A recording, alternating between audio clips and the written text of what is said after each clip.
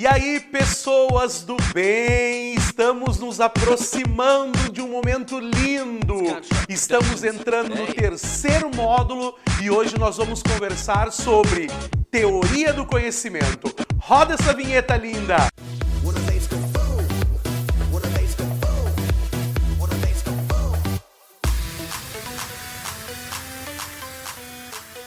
Hoje nossa conversa é sobre teoria do conhecimento ou epistemologia. Nomezinho difícil, mas extremamente importante para a prova do Enem.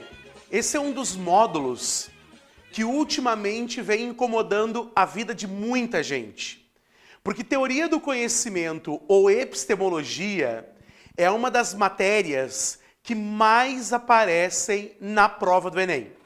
É muito importante a gente saber alguns aspectos para determinar o que é um conhecimento filosófico e o que não é um conhecimento filosófico. Eu quero te fazer algumas perguntinhas importantes agora.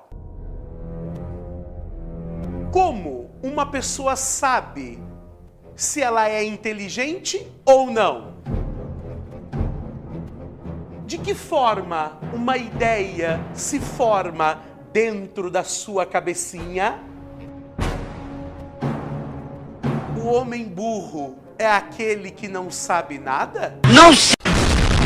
Essas são algumas perguntas que irão ajudar na nossa reflexão no dia de hoje.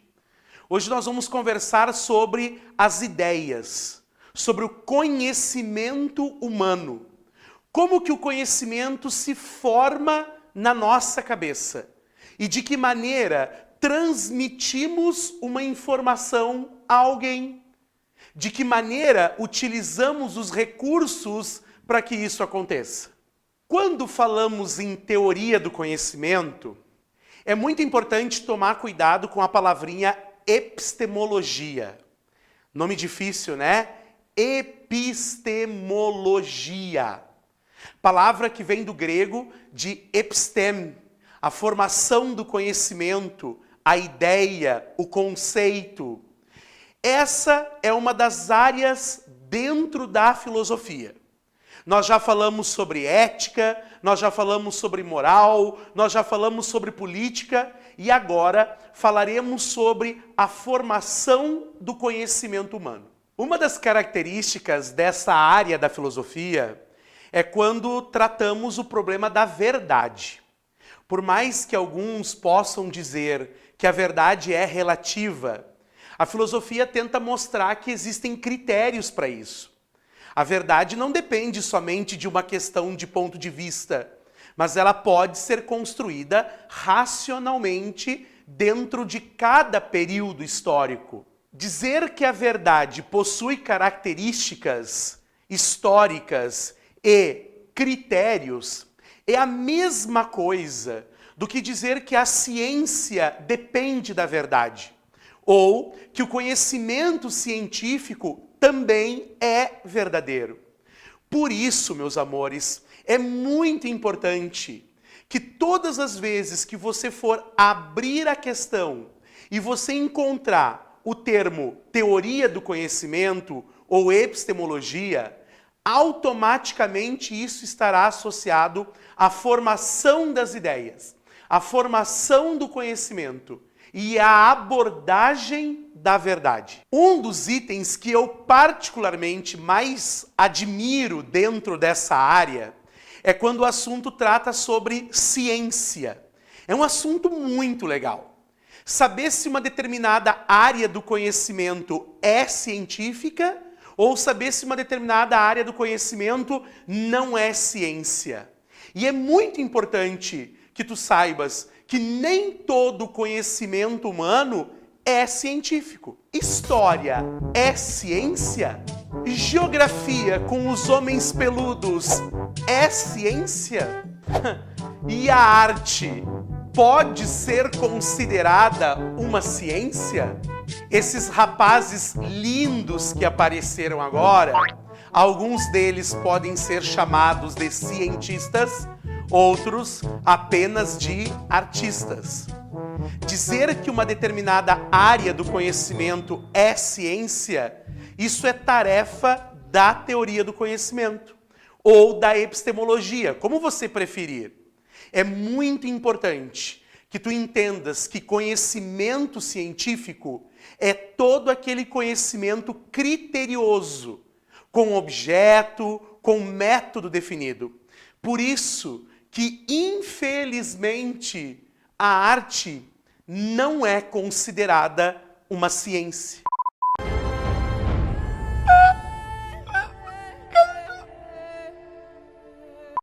Olha só, queridão, é extremamente importante que ao longo das nossas aulas você consiga perceber que existe uma linearidade. E essa linearidade, ela sempre vai iniciar no mundo grego. Por isso que a pergunta que eu quero que tu me ajude a responder agora é muito simples. Qual é a origem da teoria do conhecimento? Ou qual é a origem da epistemologia? Eu posso te dizer que essa foi uma das primeiras reflexões genuinamente filosóficas. Os gregos, no período mitológico, se preocupavam com a origem das coisas, tentavam explicar a origem das ideias, da vida, do universo, do cosmos, ainda de uma maneira muito amadora, mas o mito, ele é considerado um tipo de conhecimento. Porém, é com os teóricos pré-socráticos que essas ideias começaram a tomar forma. Ao falar dos teóricos pré-socráticos, estamos nos referindo a todos aqueles teóricos que foram anteriores a Sócrates ou contemporâneos ao autor. Por esse motivo, a gente diz que foi no período pré-socrático que nasceu a reflexão sobre a physis, sobre a natureza, dando origem ao conhecimento humano como uma preocupação para a filosofia. Logo depois do período pré-socrático, nós entramos no período clássico da filosofia, período correspondente ao Sócrates, ao Platão e ao Aristóteles. E é justamente nesta época, é justamente neste período que as discussões elas começam a ganhar forma. Porque cada um desses autores designa um método para o conhecimento. Observa, quando o Platão começa a tratar sobre o problema do conhecimento, ele desenvolve um método chamado dialética. O próprio nome já nos ajuda a entender um pouco o que é isso. Dialética, diálogo. O conhecimento construído a partir do diálogo, do enfrentamento, do debate. Já o Aristóteles caminha por um outro caminho. Falará sobre a lógica, a importância da matemática, a importância das verdades e da coerência no processo argumentativo. O método aristotélico é a lógica. Viu que não é tão difícil assim? Tratar sobre as questões do conhecimento humano é falar como que as ideias elas se construíram na nossa mente. De que maneira as verdades elas foram passadas de uma geração para outra. Desde o período mitológico até o período clássico, a teoria do conhecimento é um dos objetos centrais da filosofia. Mas em todos os momentos e em todas as nossas aulas, sempre existirá aquele momento especial. Sempre existirá aquela dica essencial para você arrasar na prova. E é por esse motivo que eu quero que agora você pegue um marca-texto, você puxe aquela setinha lá no canto da sua anotação e você coloque assim, ó, hashtag cuidado. O quê? Hashtag... Como?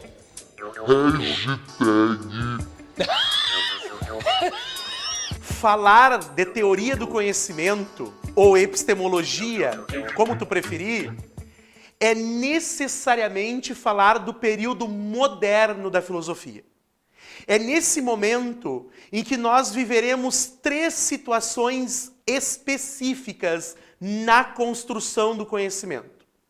Teremos o humanismo, o renascimento e o iluminismo. Esses 3 momentos foram essenciais para essa fase que nós vamos viver agora. Nós viveremos o momento do advento da razão. É o momento em que nós iremos falar sobre ciência, filosofia e razão. 3 palavras que andam sempre juntas. Ao analisar as provas, observamos que algumas questões são mais recorrentes. Algumas questões aparecem com maior frequência. Uma delas é essa distinção entre o que é o senso comum e o que é o conhecimento científico. Então fica uma dica. Vamos dar uma olhada nesses 2 aspectos. A palavra senso comum a gente já conhece. Lá nas nossas primeiras videoaulas, nós falávamos sobre isso. E agora ela volta com uma importância ainda maior. Porque senso comum são todas aquelas verdades que foram construídas pela maioria. E muitas vezes elas são consideradas verdades acríticas, porque não passam pelo crivo da dúvida, do questionamento racional e é possivelmente questionável. Já o conhecimento científico, ele faz oposição ao senso comum. Porque o conhecimento científico, ele está baseado em método, em objeto, em construção conceitual e, principalmente, o conhecimento científico, ele pode ser testado, ele pode ser comprovado, ele pode ser demonstrado. Por isso que a ciência, ela é sempre melhor que o senso comum. O conhecimento científico, ele nos dá segurança. A história é uma ciência, a geografia é uma ciência, a química é uma ciência, porque são criteriosas. E aí a gente pode começar uma briga. E aí a gente pode começar uma discussão. Caluniador e mentiroso. Caluniador e mentiroso. Filosofia é ou não é ciência? Essa é uma das principais discussões das nossas próximas videoaulas. Para alguns autores, filosofia tem caráter científico, porque tem objeto, tem método, pode ser demonstrada. Para outros, filosofia é apenas um exercício da reflexão. E é por isso que essas questões polêmicas, elas irão exigir análise, estudo e leitura. Essa é apenas a introdução desse assunto que mexe com todos nós. Hoje, nós construímos a ideia do que é teoria do conhecimento ou o que é epistemologia e como ela pode ser importante para a tua vida. Então, assiste de novo, revisa, analisa, manda tua pergunta, porque nós estamos aqui, prontos para te ajudar a te levar ao topo do Enem. Um super beijo e até a próxima. Gente...